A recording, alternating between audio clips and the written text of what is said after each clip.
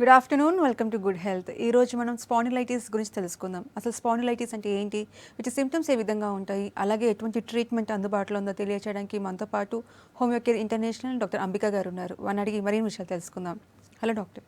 Hello అండి. So జనరల్గా spondylitis అంటే ఏంటి, దాంట్లో టైప్స్ ఏ విధంగా ఉంటాయి చెప్పండి. ఓకే, ఇక్కడ స్పాండిలైటిస్ అనే సమస్య కనుక మనం చూసుకున్నట్టయితే వెన్నుపూస ఎప్పుడైతే ఇన్ఫ్లమేటరీ చేంజెస్కి గురవుతుందో అప్పుడు ఆ కండిషన్ని మనం స్పాండిలైటిస్ అంటాము. అండ్ స్పాండిలోసిస్ సమస్య కనుక చూసుకున్నట్టయితే డీజనరేటివ్ చేంజెస్ అంటే వెన్నుపూస అరుగుదలకు గురవడం కారణంగా డిస్క్ డీజనరేటివ్ డిజీజెస్ కానివ్వండి, ప్రొలాప్డ్ ఇంటర్వర్టిబ్రల్ డిస్క్ కండిషన్స్ కానివ్వండి, డిస్క్ హర్నియేషన్ కండిషన్స్, ఇలాంటి కండిషన్స్ అన్నీ కూడా ఏజ్ రిలేటెడ్ చేంజెస్, వయసు పైబడి కొద్ది వచ్చే చేంజెస్లో మనం స్పాండిలోసిస్ సమస్య అనేది చూస్తూ ఉంటాము. సో ఈ స్పాండిలోసిస్ మనం ముఖ్యంగా చూసుకున్నట్టయితే ఈ వెన్నెముక అనేది మనకు 33 చిన్న ఎముకల సముదాయం. అంటే ఈ 33 చిన్న ఎముకలు అనేవి మనకు చాలా సంక్లిష్టంగా నిర్మాణించబడి ఉంటాయన్నమాట. మెడ ప్రాంతంలో వచ్చిన వర్టిబ్రేస్ కనుక చూసుకున్నట్టయితే C1 to C7 వర్టిబ్రేస్ అంటాము, సర్వైకల్ వర్టిబ్రేస్ ఇవి. దాని కింద ఉన్న ప్రాంతంలో ఉన్న వర్టిబ్రేస్ని థొరాసిక్ వర్టిబ్రేస్ అంటాం, T1 to T12 vertebrae. And next lumbar vertebrae L1 to L5, next sacrum and coccyx. So ఇక్కడ డీజనరేటివ్ చేంజెస్ అనేవి మనకు ఏ ప్రాంతంలో ఏర్పడినప్పుడు ఆ కండిషన్స్ని మనం అంటే మెడ ప్రాంతంలో కనుక ఈ చేంజెస్ చూసినట్టయితే సర్వైకల్ స్పాండిలోసిస్, అండ్ నడుం ప్రాంతంలో లుంబార్ స్పాండిలోసిస్, అలాగే డిస్క్ బల్జ్ కండిషన్స్, ఇలా వేరియస్ టైప్స్ ఆఫ్ కండిషన్స్ అనేవి మనం చూస్తూ ఉంటాం. సో సర్వైకల్ స్పాండిలైటిస్ అంటే ఏంటి, అది ఏ పార్ట్లో వస్తుంది, వాటి సిమ్టమ్స్ ఏ విధంగా ఉంటాయి? ఇక్కడ సర్వైకల్ స్పాండిలోసిస్లో కనుక మనం చూసుకున్నట్టయితే మెడ ప్రాంతంలో ఉన్న ఎముకలు C1 to C7 వర్టిబ్రల్ రీజియన్లో ముఖ్యంగా C3, C4, C5 ఈ ప్రాంతంలో ఎక్కువగా డీజనరేటివ్ చేంజెస్ అనేవి ఎక్కువగా నోటీస్ చేస్తూ ఉంటాము. సో ముఖ్యంగా ఈ సమస్య అనేది ఎక్కువగా కూర్చొని వర్క్ చేసే వాళ్ళలో, సిస్టమ్ ఆపరేటింగ్ చేసే వాళ్ళలో కానివ్వండి, టైలరింగ్ వర్క్ చేసే వాళ్ళలో, నెక్స్ట్ వచ్చేసి గోల్డ్ స్మిత్ ఎక్కువగా స్టూపింగ్ పొజిషన్ అనేది మెయింటైన్ చేయడం కారణంగా, అండ్ ఫిజికల్ లేబర్స్ శారీరక శ్రమ అధికంగా ఉన్న వాళ్ళలో, అధిక బరువు ఎత్తడం వల్ల కానివ్వండి, డ్రైవింగ్ ఎక్కువ చేయడం వల్ల కానివ్వండి, ఈ సమస్య అనేది ఎక్కువగా నోటీస్ చేస్తూ ఉంటాము. బికాజ్ ఈ మధ్యకాలంలో ఈ సమస్య ఎక్కువగా చిన్న వయసులో కూడా నోటీస్ చేస్తున్నాం. సో ఇక్కడ చూసుకున్నట్టయితే ఈ వెన్నుపూసల మధ్యలో డిస్క్ అనే పదార్థం అనేది డీజనరేటివ్ చేంజెస్కి గురవుతుంది.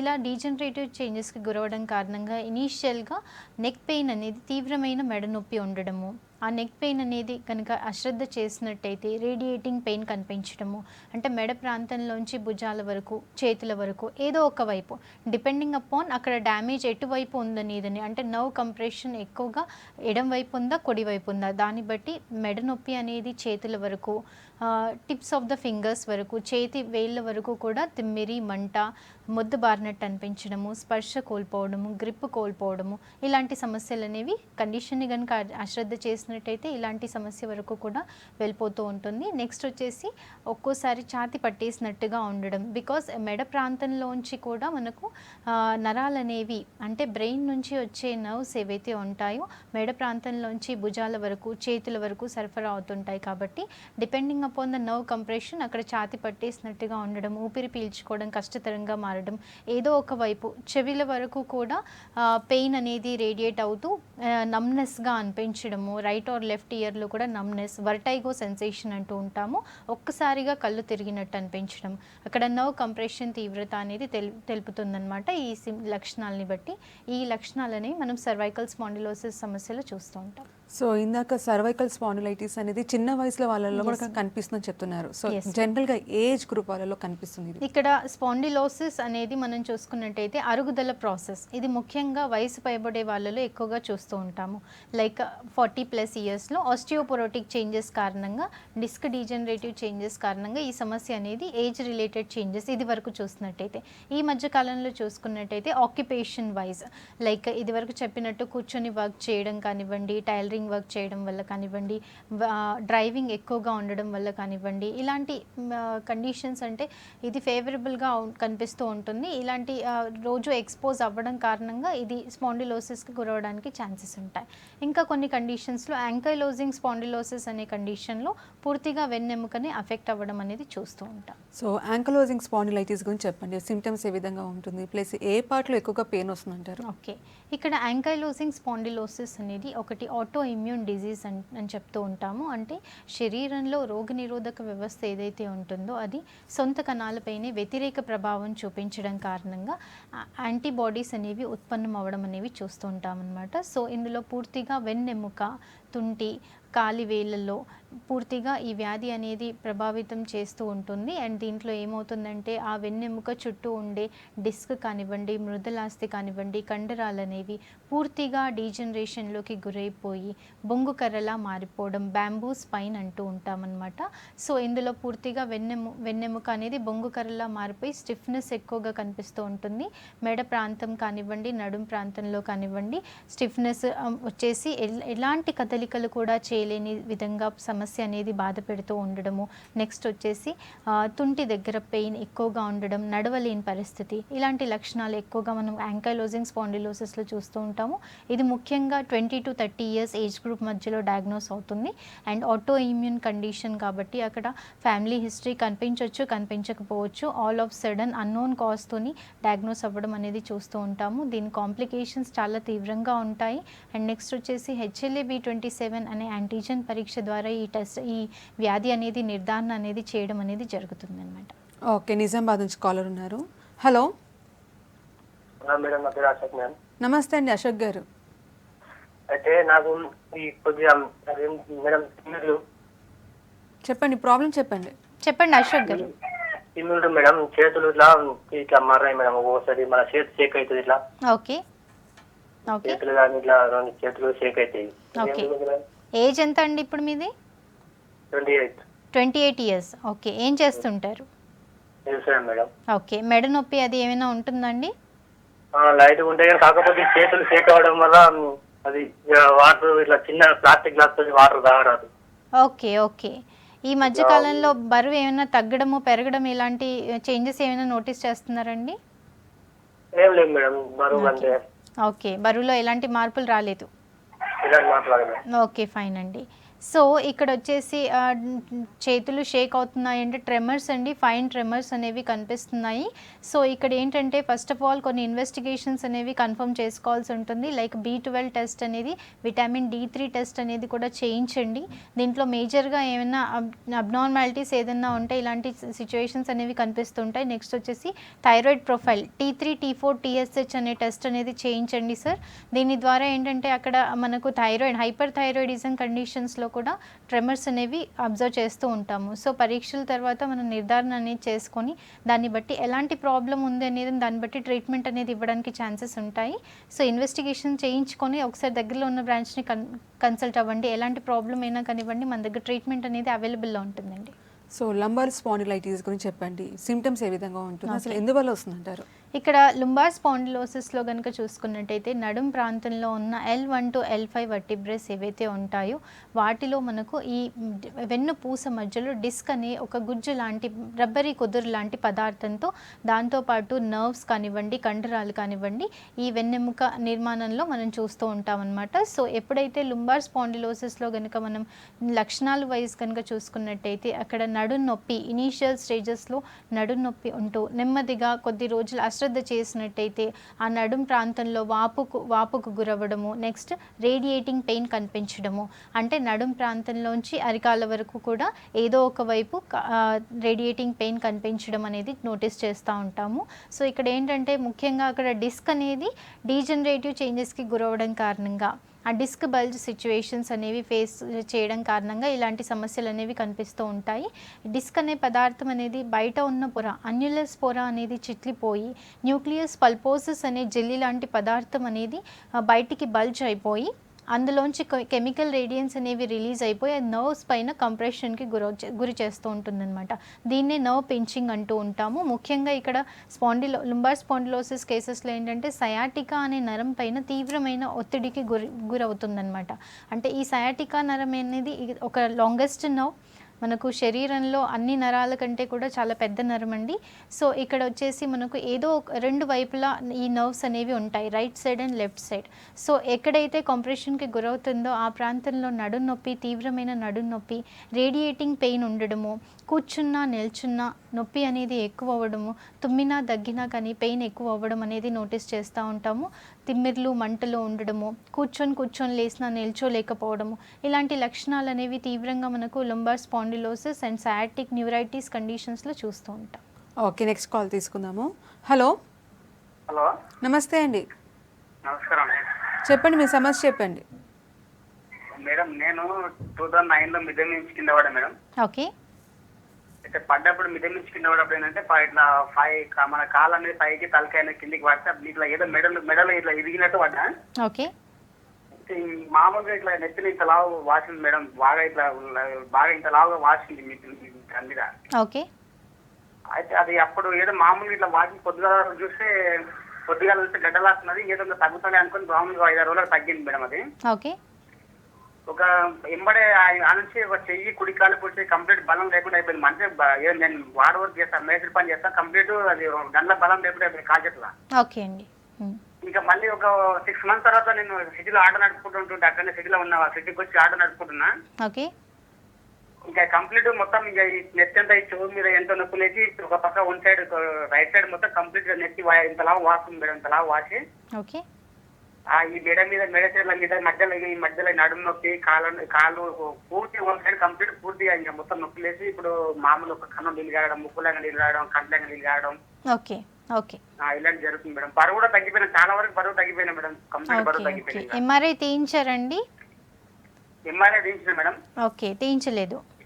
తీయించిన మేడం, ఎంఆర్ఐ తీయించిన. ఓకే ఓకే ఫైన్ అండి. సో ఇక్కడ వచ్చేసి ఎంఆర్ఐ ఇక్కడ మన కోనార్లో తీయించిన ఎంఆర్ఐ. ఓకే అండి. ఏం అందులో కంప్లీట్ ఏం తిరగలేదు. ఓకే ఓకే ఫైన్ అండి. సో ఇక్కడ వచ్చేసి అంటే history of fall, traumatic accidents కారణంగా కూడా మనకు వెన్నెముక అనేది ఫ్రాక్చరస్ కండిషన్స్లోకి వెళ్ళడము, అక్కడ హెమాంజియోమా ఏర్పడిందా ఏంటి అనేదని first of all rule out చేసుకోవాల్సి ఉంటుంది. సో ఇక్కడ ఏంటంటే మీకు కింద పడడం కారణంగా అక్కడ మెడ ప్రాంతంలో ఉన్న వర్టిబ్రల్ రీజియన్లో ఫ్రాక్చర్ ఏదైనా ఏర్పడిందా, దాని చుట్టూ కప్పబడే డిస్క్ మెటీరియల్ కానివ్వండి, లిగమెంట్స్ కానివ్వండి, అది ఏమైనా చిట్లిపోవడం ఏమైనా జరిగిందా, దీని కారణంగా ఒకవైపు మాత్రమే మీకు స్వెల్లింగ్ అంటే వాపు అనేది వచ్చేసేసి దాంతోపాటు కళ్ళెంబడి నీరు కారడము, ముక్కులోంచి డిశ్చార్జెస్ రావడము, ఇలాంటి సమస్యలు అనేవి ఎక్కువగా ఉన్నాయి. అండ్ ఇమీడియట్గా కూడా మీకు లోవర్ లిమ్స్లో స్పర్శ అనేది పారాస్థీషియా కండిషన్తో సఫర్ అయ్యారు. So first of all MRI అనేది గోత్రూ అవ్వాల్సి ఉంటుంది. బికాజ్ ఇక్కడ మనకి ఏంటంటే ఈ వెన్నుపూస మొత్తం వెన్నుపూసల మధ్యలోంచి కూడా మనకు వెన్ను నాడులు అనేవి ప్రవహిస్తూ ఉంటాయి. అంటే ఆ వెన్ను నాడులు మనకు మెడ ప్రాంతంలోంచి చేతుల వరకు, అలాగే నడుం ప్రాంతంలోంచి కాళ్ళ వరకు సరఫరా అవుతుంటాయి. కాబట్టి మేజర్గా నర్వ్ కంప్రెషన్ అనేది ఎక్కువగా ఏర్పడింది, నరాల ఒత్తిడి అనేది ఎక్కువగా ఉంది. సో దీని కారణంగా మనకు లక్షణాలు అనేవి అంత తీవ్రంగా కనిపిస్తున్నాయి. సో ఒకసారి ఎంఆర్ఐ అనేది గోత్రూ చేసి మీకు తప్పకుండా డెఫినెట్గా మనం ట్రీట్మెంట్ అనేది అందుబాటులో ఉంటుందండి. ఒకసారి మీ రిపోర్ట్తో దగ్గరలో ఉన్న బ్రాంచ్ని కన్సల్ట్ అవ్వండి. ఓకే, వరంగల్ నుంచి కాలర్ ఉన్నారు. హలో హలో, నమస్తే అండి, నమస్తే అండి. చెప్పండి మీ ప్రాబ్లం చెప్పండి, డాక్టర్ గారు ఉన్నారు. ఇక మాకు బాగా నడుము నొప్పి లేస్తుందండి, కాళ్ళు తిమ్మిరి వస్తున్నాయి, మెడలు గుంజుతున్నాయి. ఓకే, వయసు ఎంత? అప్పుడు తల తిరుగుతుంది. ఓకే, గొంతు ఒక్కొక్కసారి గొంతు నొప్పి లేస్తుంది, ఇట్లా గొంతు దగ్గర పడ్డట్టు అవుతుంది. ఓకే, ఒక్కొక్కసారి బరువు తగ్గుతానా పెరుగుతున్నా. ఓకే అమ్మా, అట్లా ఎంతకాలం నుంచి ఉందమ్మా సమస్య మీకు? ఇప్పుడు ఒక 2-3 నెలలు అవుతుంది. ఓకే, వయసు ఎంత ఉంటుందమ్మా ఇప్పుడు? 35-36 ఉంటాయి. 35-36. ఓకే, బరువు ఎంత ఉంటారు సుమారు? సుమారు ఫస్ట్ అది 65 వరకు ఉన్నాము, ఇప్పుడు 50 వరకు. ఓకే ఓకే, అంటే ఈ మధ్య కాలంలో బరువు తగ్గిపోయారా? తగ్గిపోయామండి, తగ్గిపోయాం. పూర్తిగా చేతనైతలే అసలు. నెలసర్లు అవి కరెక్ట్గా వస్తున్నాయమ్మా? కరెక్ట్ గా అంటే కరెక్ట్ గా ఉంటలేవండి, అప్పుడప్పుడు ఒక్కొక్కసారి మంచిగా ఉంటాయి, ఒక్కొక్కసారి మంచిగా ఉంటాయి. ఓకే అమ్మా, ఓకే. పరీక్షలు ఏమైనా చేయించారా మరి? చేయించాము, ఈ కిడ్నీ ప్రాబ్లం వచ్చని చేయించాను. ఓకే, చేస్తే ఒకసారి చిన్న స్టోన్ ఉందని చెప్పిండ్రు. ఓకే అమ్మా, కానీ మళ్ళీ ఒకసారి పోతే ఏం లేదమ్మా, ఇక అన్ని తగ్గిపోయినాయి అని చెప్తారు. ఓకే ఓకే అమ్మా, ఓకే ఫైన్. ఓకే, అంటే చాలా చిన్న ఏజ్లో 35 సంవత్సరాల్లోనే మనకి ఇక్కడ వెన్ను నొప్పి, నడు నొప్పి, తిమ్మిర్లు, మంటలు ఉండడము, ఇలాంటి లక్షణాలు అనేవి చాలా తీవ్రంగా అయిపోయాయమ్మా. దాంతోపాటు past history of kidney stone kidney stone ఉండడం కారణంగా కూడా, అంటే కిడ్నీలో రాళ్ళు ఏర్పడడం కారణంగా అక్కడ మనకు స్టోన్ ఎప్పుడైతే యురేటస్లోకి వస్తుందో అప్పుడు మనకు తీవ్రమైన నడుము నొప్పి ఉండడము, నడుంలోంచి పొత్తి కడుపులోకి నొప్పి అనేది పాకడం అనేది ఉండడం అనేది నోటీస్ చేస్తూ ఉంటామమ్మా. సో ఇక్కడ ఏంటంటే మీకు ట్రీట్మెంట్ ద్వారా కానివ్వండి, ఎలాగో స్టోన్ అయితే పాస్ అయిపోయింది, కాకపోతే మళ్ళీ ఫామ్ అయ్యే టెండెన్సీ అనేది ఉంటుంది. ఒకసారి స్టోన్ ఫామ్ అయిందంటే నెక్స్ట్ ఫ్యూచర్లో మళ్ళీ ఫామ్ అవుతానే ఉంటుంది. సో ఇది అంటే మెటబాలిక్ డిస్టర్బెన్సెస్లో ఏర్పడిన సమస్య కాబట్టి దీనికి రూట్ కాజ్ అనేది ఫైండ్ అవుట్ చేసి దానికి ట్రీట్ చేయడం ద్వారా ఇంకా ఫ్యూచర్లో మళ్ళీ స్టోన్ అనేది ఫామ్ అవ్వకుండా ఉంటుంది. దీని ద్వారా రికరెంట్ యూరినరీ ట్రాక్ ఇన్ఫెక్షన్స్ అనేవి కనిపిస్తూ ఉంటాయి. నెక్స్ట్ వచ్చేసి మీకు మెడ నొప్పి, నడుము నొప్పి, తిమ్మిర్లు అనేవి చెప్తున్నారు. సో అక్కడ స్పాండిలోటిక్ చేంజెస్ ఏమైనా జరుగుతున్నాయా అనేది కూడా చూసుకోవాల్సి ఉంటుందమ్మా. దీని కారణంగానే తిమ్మిరి, మంట, కూర్చోలేకపోవడం, కూర్చొని లేసినప్పుడు నొప్పి అనేది ఎక్కువగా ఉండడము, గ్రిప్ అనేది కోల్పోవడము, ఇలాంటి లక్షణాలు అనేవి చూస్తుంటామమ్మా. సో మీరు ఎక్స్రే అనేది తీయించండి, ఎక్స్రే హోల్స్ పైన అనేది తీయించండి అమ్మా. దీని ద్వారా మనకి ఏంటంటే అక్కడ చేంజెస్ ఎలా ఉన్నాయని దాన్ని బట్టి ట్రీట్ చేయొచ్చమ్మా. నెమ్మదిగా పెయిన్స్ అనేవి కంట్రోల్లోకి వచ్చేసి క్వాలిటీ ఆఫ్ లైఫ్ అనేది ఇంప్రూవ్ అవ్వడానికి ఛాన్సెస్ ఉంటాయమ్మా. ఓకే, సూర్యాపేట నుంచి కాలర్ ఉన్నారు. హలో హలో, స్వాతి గారు, నమస్తే అండి. నమస్తే అండి. చెప్పండి, మీ సమస్య చెప్పండి. నాకు ఇక్కడ టీవీ వాల్యూమ్ తగ్గించి మాట్లాడండి. చెప్పండి అమ్మా స్వాతి గారు. వెనక బ్యాక్ పైన. ఓకే అమ్మా.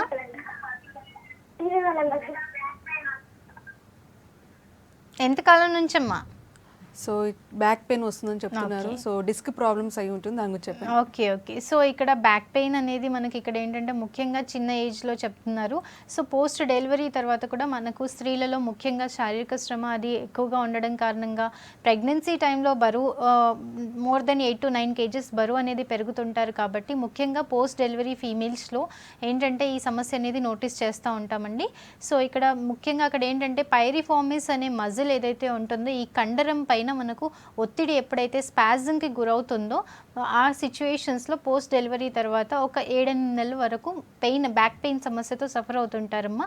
ఇది కొద్ది రోజులు మెడిసిన్ తీసుకోకపోయినా కొంచెం రెస్ట్ అనేది తీసుకుంటే కంట్రోల్లోకి వచ్చేస్తూ ఉంటుంది.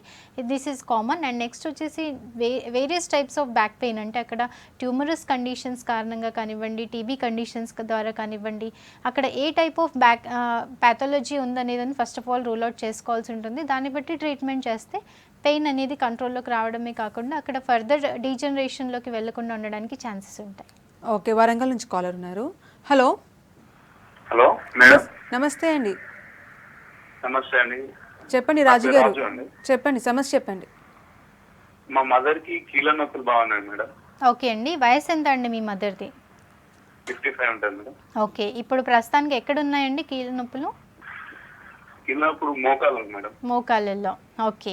మోకాలు అయితే ఎక్స్రే స్కానింగ్ కూడా తీయించాం మేడం. ఓకే. స్కానింగ్ చేస్తే మొత్తం మోకాళ్ళు లోపల గుజ్జు ఉంటాయి కదా మేడం, అరిగిపోయిందని చెప్పారు. ఓకే. అంటే ప్రెసెంట్ ఒక 3 days బ్యాక్ నుంచి కూడా ఈ తుంటి కాడ బాగా నొప్పి లేస్తుందని చెప్తుంది. ఓకే అండి. Okay madam. ఓకే.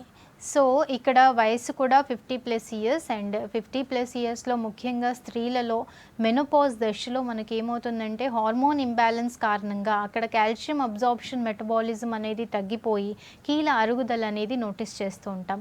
అది శరీరంలో ఏ కీలు పైన అయినా కానీ అరుగుదల అనేది చూస్తూ ఉంటాం. కాకపోతే ముఖ్యంగా 70% మంది స్త్రీలలో మోకాలి నొప్పితో సఫర్ అవుతూ ఉంటారు. ఈ మోకాలు ఏంటంటే మనకు శరీరం మీద ఉన్న మొత్తం బరువు అంటే 70% ఆఫ్ వెయిట్ అనేది ఈ మోకాలి జాయింట్ పైన పడుతుంది. కాబట్టి కీళ్ళ అరుగుదల అనేది అక్కడ మేజర్గా నోటీస్ చేస్తూ ఉంటాము. సో ఈ మోకాలు మధ్యలో ఉండే గుజ్జు అనే పదార్థం ఇది రబ్బరీ మెటీరియల్. ఇది 2 కీళ్ళ మధ్యలో ఎలాంటి ఎరోషన్ అనేది ఏర్పడకుండా ఆ కదలిక అనేది సాఫీగా జరిగేందుకు ఉపయోగపడుతుంది.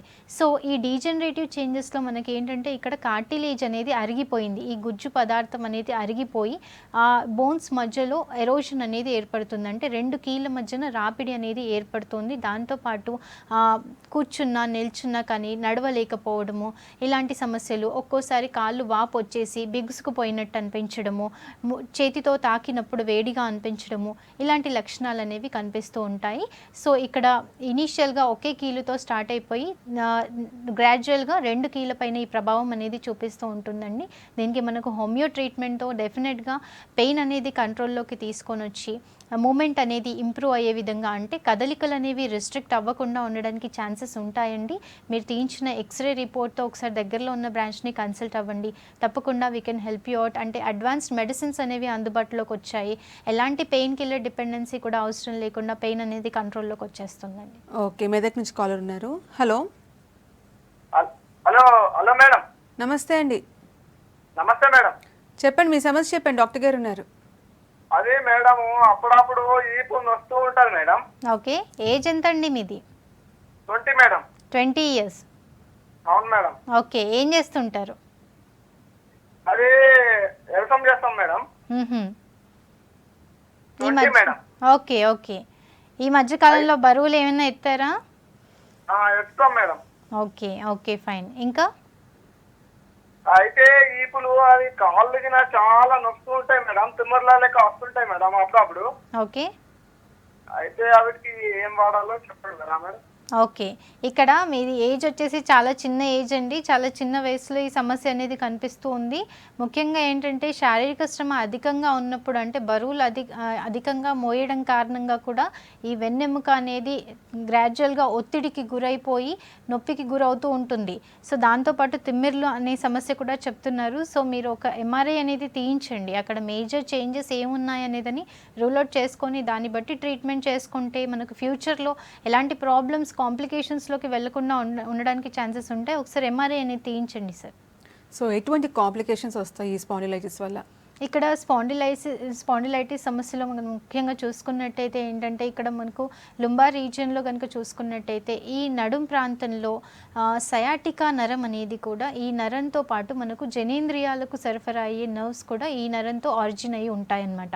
అంటే మలమూత్ర విసర్జనలో కంట్రోల్ తప్పడము, కండిషన్ని కనుక అశ్రద్ధ చేస్తే నడక పోస్చర్ అనేది తప్పిపోవడము, నెక్స్ట్ వచ్చేసి control urine and lack of control in urine and stools, ఈ సమస్యతో సఫర్ అవుతుంటారు ఎక్కువ శాతం మంది కూడా. అండ్ నెక్స్ట్ వచ్చేసి కార్డా ఈక్వెనా సిండ్రోమ్ అంటాము. పూర్తిగా లోవర్ లిమ్స్లో పెరాలసిస్కి గురవ్వడం, అంటే స్పర్శ కోల్పోవడం, ఇలాంటి కాంప్లికేషన్స్ ఎక్కువగా నోటీస్ చేస్తూ ఉంటాం అనమాట లుంబార్ స్పాండిలోసిస్ కేసెస్లో. అలాగే యాంకైలోజింగ్ స్పాండిలోసిస్లో కనుక చూసుకున్నట్టయితే పూర్తిగా ఆ వెన్నెముక అనేది స్టిఫ్నెస్కి గురైపోయి ఎలాంటి కదలికలు చేయలేని సిచ్యువేషన్, ఎలాంటి ఏ చిన్న మూమెంట్ చేసినా కానివ్వండి పెయిన్ అనేది ఇంక్రీజ్ అవ్వడము. తర్వాత గ్రాడ్యువల్గా వేరే ఆర్గన్స్ పైన, because it self indicates auto immune disease కాబట్టి నెక్స్ట్ వచ్చేసి బాడీలో ఉన్న మేజర్ ఆర్గన్స్ పైన దీని టార్గెట్ అనేది చూపించడం అనేది నోటీస్ చేస్తూ ఉంటాం. ఓకే, నెక్స్ట్ కాల్ తీసుకుందాము. హలో నమస్తే అండి. నమస్తే సార్. మేడం చెప్పండి, ప్రాబ్లం చెప్పండి. సార్ మేడం నాది స్పాండిలైజర్స్ అయిందే, చేతు తిమ్మిర్లు వస్తున్నాయి మేడం నాకు. ఓకే, అయితే నేను మహబూబ్ నగర్ లో ఎక్కడ చూపించినా సరైన ట్రీట్మెంట్ కాలే మేడం నాకు. ఓకే, రైట్ గా నేను యశోద హాస్పిటల్ పోతే ఎంఆర్ఐ స్కాన్ చేసి మీకు స్పాండిలైజర్స్ అయినవి మేడం మీద ఆపరేషన్ చేయాల్సి వస్తుందని చెప్పి చేపించిండు. ఓకే, చేపించినాక మేడం చేపించినాక ఏమంటే కూడా అట్లనే లాగుతుంది, చేతులు కూడా తిమ్మిర్లు పడుతున్నాయి మేడం. అంటే ఓకే ఓకే, ఇప్పుడు అది మీరు చెప్పిన విధానాలు అన్ని నాకు ఇక్కడ వస్తున్నాయి, మొత్తం టీవీలో వీసీ ముందులో ఉన్నాయి. ఓకే, మరి మాకు మళ్ళీ ఏమైనా ప్రాబ్లం అయితే సార్ ఉండి ఏమీ కాదు నీకు ఇంకా లైఫ్ లో కూడా కాలు పడిపోదని చెప్పేసిండు. ఇక్కడ నెక్ లో కూడా అది వేసింది మేడం, కూడా ఇచ్చేసిండ్రు. ఓకే ఓకే, అలాగే తిన్నీళ్ళు పడుతున్నాయి, పండుకోవడం చేస్తారు. మీ కార్యక్రమం వచ్చిన సమస్యలు ఉంటున్నాయి, ఇలా మరి కరెక్ట్ సాల్వ్ అవుతున్నాయి. అందుకే ట్రై చేసి దొరికింది మేడం నాకు. ఓకే, డెఫినెట్గా అండి. సో ఏజ్ ఎంత అండి ఇప్పుడు మీది? ఇప్పుడు రన్నింగ్ వచ్చేసి 50 మేడం. 50 years. ఓకే, ఏం చేస్తుంటారండి? నేను వచ్చేసి LIC agent madam. Okay fine అండి. సో ఇక్కడ ఏంటంటే సర్వైకల్ స్పాండిలోసిస్లో ముఖ్యంగా ఏంటంటే మనకు ఇది వరకు చెప్పిన లక్షణాలన్నీ, అంటే మెడ నొప్పి, తీవ్రమైన మెడ నొప్పి ఉండడము, ఆ మెడ నొప్పి అనేది చేతుల వరకు, భుజం వరకు, ఇంటర్స్కాపులర్ పెయిన్ ఉండడము, ఛాతీలోకి ఉండడము, ఒక్కోసారి లెఫ్ట్ సైడ్ చెస్ట్ పెయిన్ అనేది ఉండడము, అది ఒక్కోసారి కార్డియాక్ ఇష్యూ అన్నట్టు మిమిక్ అవుతూ ఉండడం అనేది కూడా చూస్తూ ఉంటాము. ఆల్రెడీ మీ కేసులో ఒకసారి డిసెక్టమీ అనేది జరిగింది. అంటే అక్కడ డిస్క్ డీజనరేటివ్ చేంజెస్, అంటే వెన్నుపూస మధ్యలో ఉన్న డిస్క్ అనేది పూర్తిగా అరిగిపోయింది. అది అరిగిపోయి నరం పైన ఒత్తిడి పెడుతుంది. సో డిసెక్టమీ అనే సర్జరీ ద్వారా మీకు ప్రాబ్లం అనేది కొద్ది వరకు రిలీఫ్ ఇచ్చింది. మోస్ట్ ఆఫ్ ద కేసెస్లో ఎలాంటి సర్జరీ అంటే ఈ లామినెక్టమీ కానివ్వండి, డిసెక్టమీ కానివ్వండి, దీని ద్వారా కొద్ది వరకు రిలీఫ్ ఇస్తుంది. తర్వాత యథావిధి సిమ్టమ్స్ అనేవి అరైజ్ అవుతూ ఉంటాయి. సో మనకు హోమియో కేర్ ఇంటర్నేషనల్లో హోమియో ట్రీట్మెంట్ ద్వారా ఏంటంటే జీనోమ్ థెరపీ ద్వారా ట్రీట్ చేస్తామంటే రోగి యొక్క మానసిక శారీరక లక్షణాలని దృష్టిలోకి తీసుకొని కాన్స్టిట్యూషనల్ ట్రీట్మెంట్ ద్వారా ట్రీట్ చేసినప్పుడు ఇలాంటి కంప్లైంట్స్ అనేవి, అంటే ఇప్పుడు అట్ ప్రజెంట్ మీకున్న సిచ్యువేషన్ అంటే ఏజ్ రిలేటెడ్ చేంజెస్, కాకపోతే ఫ్యూచర్లో ఇంకా ఆ నరం అనేది తీవ్రమైన ఒత్తిడికి గురవ్వకుండా గ్రాడ్యువల్గా పెయిన్ అనేది కంట్రోల్ అవ్వడమే కాకుండా తిమ్మిర్లు, మంటలు, గ్రిప్ అనేది కోల్పోకుండా ఉండడము, ఇలాంటి లక్షణాలు అనేది తగ్గిపోవడానికి ఛాన్సెస్ ఉంటాయండి. ఒకసారి మీ ఎంఆర్ఐ రిపోర్ట్తో దగ్గరలో ఉన్న బ్రాంచ్ని కన్సల్ట్ అవ్వండి సార్. ఓకే, మెదక్ నుంచి కాలర్ ఉన్నారు. హలో, నమస్కారం అండి. నమస్తే అండి, రాజు గారు చెప్పండి. మేడం, నాకు ఒక 1 ఇయర్ నుంచి నేను బైక్ బాగా నడిపిస్తాను మేడం. ఓకే అండి. బ్యాక్ పెయిన్ వచ్చింది. అయితే నేను ఎంఆర్ఐ స్కాన్ చూసుకుంటే స్పాండిలోసిస్ అన్నారు. ఎస్ అండి. ఓకే ఓకే, తీరా దానికి డాక్టర్ ఎక్సర్సైజ్ చెప్పారండి కొన్ని బ్యాక్ పెయిన్ సంబంధించినవి. ఓకే. అవి చేశాను. అవి చేసిన తర్వాత కొంచెం తగ్గింది, మళ్ళీ మెడ నొప్పి స్టార్ట్ అయింది. ఓకే. మెడ నొప్పి కొంచెం ఎక్కువ అయిపోయింది మేడం ఈ మధ్య. దానికి కూడా ఎక్సర్సైజ్ చెప్పారు, కానీ ఇంకా ఏం తగ్గలేదు.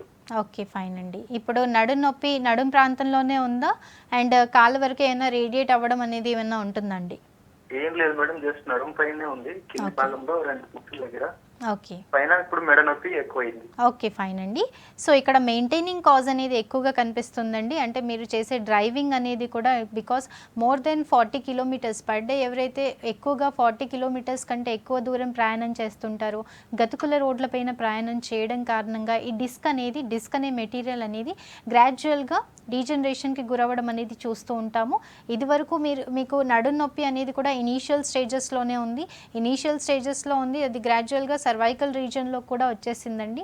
సో ఇప్పుడు అశ్రద్ధ చేయకుండా ఎక్సర్సైజ్ అనేది కంటిన్యూ చేస్తున్నారు. కొద్దిగా ఇంటర్నల్ మెడికేషన్ కూడా తీసుకుంటే కొంచెం స్ట్రెంథనింగ్ ఇచ్చేటట్టు ఎక్సర్సైజ్ అండ్ మెడిసిన్ కూడా మనకి ఏంటంటే ఇంటర్నల్ డ్యామేజ్ అనేది ఎక్కువ జరగకుండా, ఎక్కువ నర్వ్ కంప్రెషన్లోకి వెళ్లకుండా ఉండడానికి ఛాన్సెస్ ఉంటాయండి. ఒకసారి దగ్గరలో ఉన్న బ్రాంచ్ని అప్రోచ్ అయినట్టయితే డెఫినెట్గా we can help you out with genome therapy అండి. సో ఓవరాల్గా స్పాండిలైటిస్కి సంబంధించి ఇనిషియల్ స్టేజెస్లోనే ట్రీట్మెంట్ తీసుకుంటే మంచి రిజల్ట్స్ కనిపిస్తాయని చెప్తున్నారు. థ్యాంక్ యూ సో మచ్ అండి. ఇది ఇవాల్టి good health. Keep watching V6 news.